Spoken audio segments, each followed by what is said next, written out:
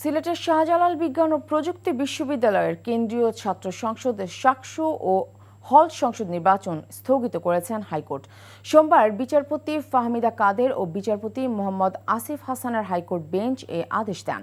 রিটের পক্ষে শুনানি করেন ব্যারিস্টার রুহুল কুদ্দুস কাজল, ব্যারিস্টার রাশনা ইমাম, ব্যারিস্টার মনিরুজ্জামান আসাদ। বিশ্ববিদ্যালয়ের পক্ষে শুনানি করেন অ্যাডভোকেট মোহাম্মদ হুসাইন লিপু। রিটকারী আইনজীবী জানান, জাতীয় নির্বাচন হয়ে গেলে 4 সপ্তাহ পর শাকসু নির্বাচনে কোনো বাধা নেই।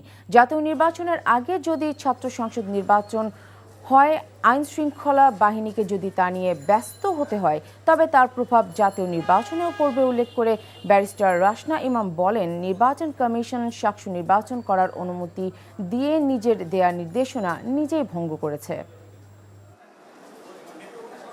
মহামান্য হাইকোর্ট বিভাগের দ্বৈত বেঞ্চ আজকে রুল জারি করেছে এবং একটা স্থগিতাদেশ দিয়েছে যে 4 সপ্তাহের মধ্যে শাহজালাল ইউনিভার্সিটির ছাত্র সংসদ নির্বাচন এবং হল ইউনিয়ন নির্বাচন হতে পারবেন না। 4 সপ্তাহ পর যখন জাতীয় নির্বাচন হয়ে যাবে তখন ওনাদের নির্বাচন হতে পারে, এটাতে কোনো ধরনের বাধা নেই।